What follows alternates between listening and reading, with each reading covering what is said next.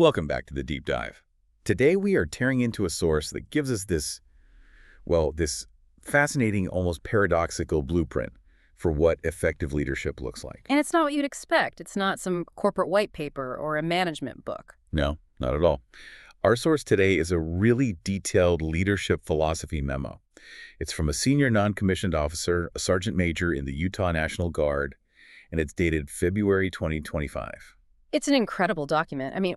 Primarily because it's born out of necessity, right? This is an abstract theory. This SGM is leading people who have to perform under, incredibly high stress. Right. So this document, it just distills decades of experience into a series of, mandates. Okay. And our mission today is to dissect its core framework, which argues that real leadership success comes from this constant, deliberate balance between two domains. Productivity and humanity. Exactly, productivity and humanity. And they have to be overlapping. Which is interesting because I think we usually see those as separate things. You're either driving hard for productivity or you're focused on the soft skills and team culture. But this philosophy says they're completely interdependent. The SGM's whole argument is that to really enhance productivity, you have to focus on the human side of development first. So you invest in the people. You invest heavily in the humanity of your team. That's what drives job satisfaction, personal growth, all of it. Right. And that becomes the engine that maximizes your actual output, your productivity. They feed each other. They're mutually reinforcing. If you ignore one, the other one just instantly degrades. It's a completely integrated model then. It's not just seeing the individual as a cog for output, but as the core of all growth. Okay, so let's unpack this. Let's start at the very beginning with what great leaders must be. So the first, and it's truly the foundational requirement the SGM lays out, is self-mastery. And this goes so far beyond just, say, physical fitness, even though that's in there. This is about showing true visible discipline by mastering 6 specific parts of yourself. Yeah, and they list them out so clearly. Physical, mental, emotional. Financial, educational, and spiritual. Right. And what they're saying is you just can't lead other people effectively if your own house is in disarray in any one of those areas. It's all about internal credibility. That makes so much sense. If you're stressed out about personal debt, how are you going to make clear decisions for your team? Or if you can't manage your own emotions, how can you possibly coach a team member who's upset? The whole list really frames internal chaos as a direct hit to performance. And the emphasis is on seeing it. The source stresses that leaders have to be disciplined, and crucially, their soldiers, their team, must see it. You can't lead a disciplined group while hiding your own chaos. And the mandate is just so blunt. Never take a day off from self-improvement. It's not a destination you get to and then just coast. Yeah. It's a continuous action. That idea of constant improvement flows right into the second theme, being a lifetime learner. This one falls squarely in the productivity domain. Mm-hmm. And the SGM points out that completing your required professional education, in their world, PME, that's just meeting the minimum standard. And for anyone in a civilian context, PME is basically mandatory, rigorous, continuing ed that leaders have to do to get to the next level. But this philosophy is saying, look, treat that mandatory training as the absolute floor, not the ceiling. The goal is just be the expert. To the expert. The SGM pushes leaders to be actively reading books, getting certifications, using their education benefits. You have to be the person the team turns to first. And applying that expertise is theme 3, becoming masters of their craft. You never stop working on the basics, but you're always trying to elevate them. Yeah, it's about moving from just managing tasks to actually defining the standard of excellence for those tasks. The language is intense. It says the leader must be this preeminent expert in your field. It's just to create a repository of information and to explore the deepest inquiries of your craft. You're basically supposed to become the ultimate resource. But what's so fascinating is how the SGM connects that competence to attitude. So, okay, you're the expert. How do you deliver that expertise? And that brings us to the humanity domain. Completely. It brings us to theme 4, being positive influences. The source argues that the best leaders are positive people. Mm-hmm. Your team has to see genuine enthusiasm from you for the mission, for their growth, for life. But this is where it gets really interesting because the memo admits you're going to have bad days. And it gives some pretty controversial advice, but frames it as a functional requirement. It says, if you can't bring yourself to be genuinely positive... You fake it for a while. You fake it for a while. Okay, but hold on. Doesn't that just completely undermine authenticity? We know that's key for building trust. How do you reconcile faking it with genuine self-mastery? They do it pragmatically. They basically argue your attitude is a functional part of mission readiness. The reasoning is stark. Too many pessimists pollute our profession from within. Wow, pollute. Exactly. So in that context, the leader's job is to protect the team's environment from that pollution.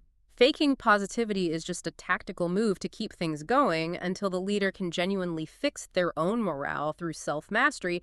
It's mission first. That's a fascinating way to frame it, and it sets us up perfectly for the next big element of the humanity domain, which is building trust. The connective tissue. It's critical for everything, performance, satisfaction, all of it. And the source defines trust with this one powerful question. Yeah, it's not about feelings, it's this. Can you say, I am willing to accept the outcome of your decision? If the answer is yes, trust is there. If no, it's not. That's the standard. And the memo looks at trust from two directions, starting with the leader to their team. Yeah. Superior to subordinate trust.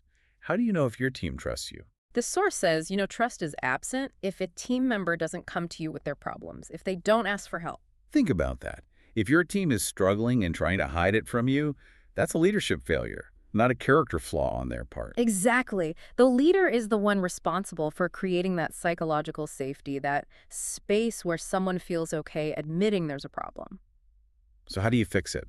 The actionable steps are profound. It's having conversations, being empathetic, learning what makes people tick. But the most powerful advice in here is to schedule a session where all you do is listen. This is so radical. It says the leader must break the leadership norms of always providing advice. It's a direct order to practice active listening. Seek first to understand, then seek to be understood. Which is the opposite of what most of us do, right? Someone brings us a problem and we immediately jump to fixing it because we want to be helpful, we want to be productive. But the SGM is saying just listen first, no judgment, no immediate correction, just invest in the humanity of that moment.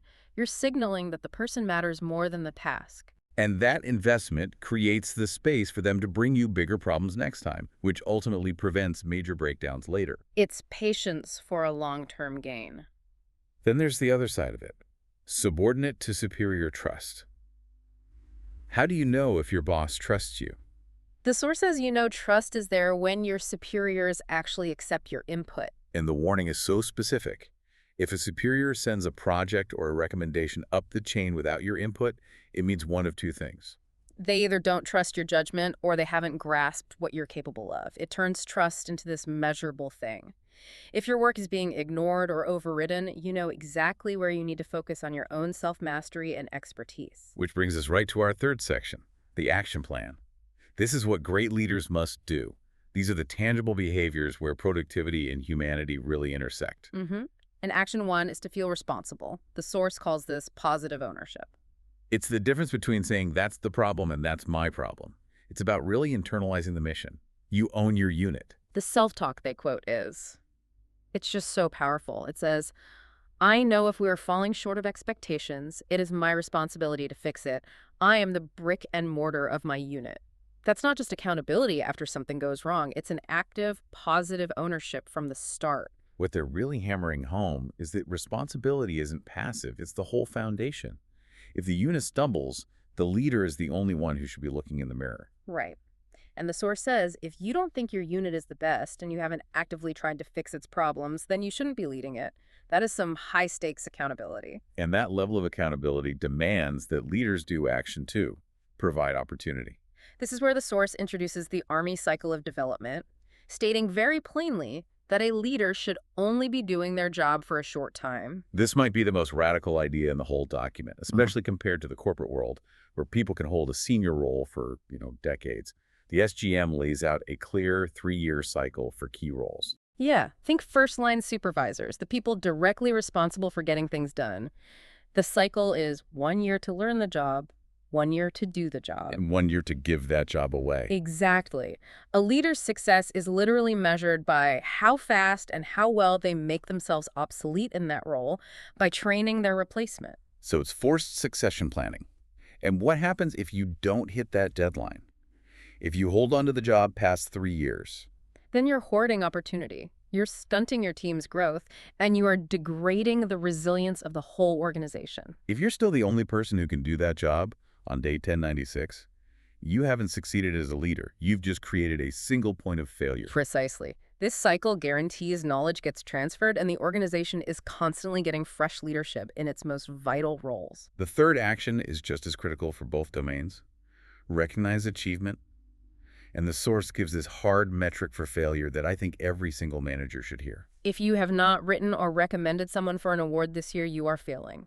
That's a direct link between recognition and your own job performance. It is, because recognition is the ultimate feedback loop for the humanity domain.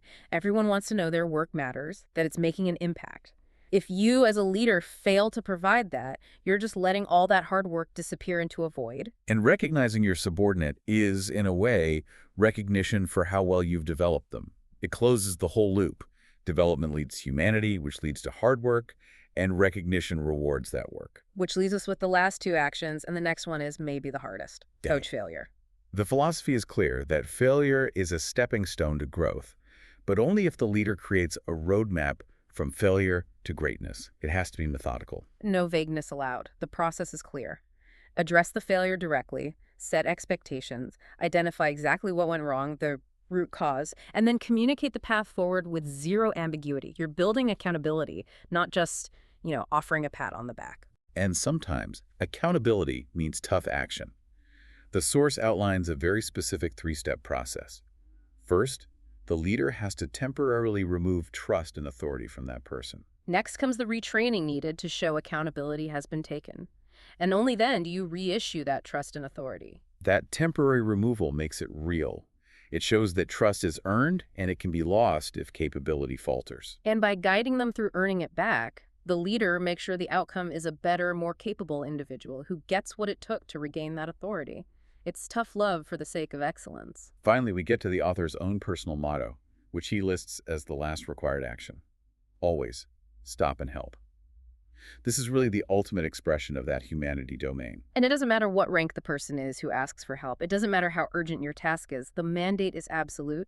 Put your phone in your pocket and give that person your undivided time. In a high-speed environment, that simple, immediate commitment sends this huge signal that the leader values the human interaction more than just pure efficiency in that moment. It cements the leader's commitment to the human side of the ledger. They're proving that while the mission is critical, the people doing it are the priority. So when you look across this whole philosophy, self-mastery, trust, opportunity, coaching, failure, success is never just about output. It's about the constant, deliberate integration of productivity and humanity. Yeah. The P and the H have to overlap completely. And what's so fascinating is how this framework pushes you out of your comfort zone in every direction. It asks you to be incredibly disciplined in your private life and radically empathetic in your professional life. Be the preeminent expert. But also plan for your own professional obsolescence in that job within 3 years. It's wild. So if you adopt this framework of never taking a day off from self-improvement, you are building yourself into this extraordinary leader. But the source uses that radical 3-year test to measure if you're actually successful. And that raises a really profound final question for you to think about. If your success as a leader is measured by whether or not you are actively giving your job away, what tangible steps are you taking right now to genuinely make yourself obsolete in your current role? That's the ultimate test of providing opportunity, and it requires some serious foresight and truly selfless leadership. That is a challenging thought to end on. How often are we really preparing our teams to take over? Consider that framework of seeking first to understand in your next interaction this week. Thanks for diving deep with us.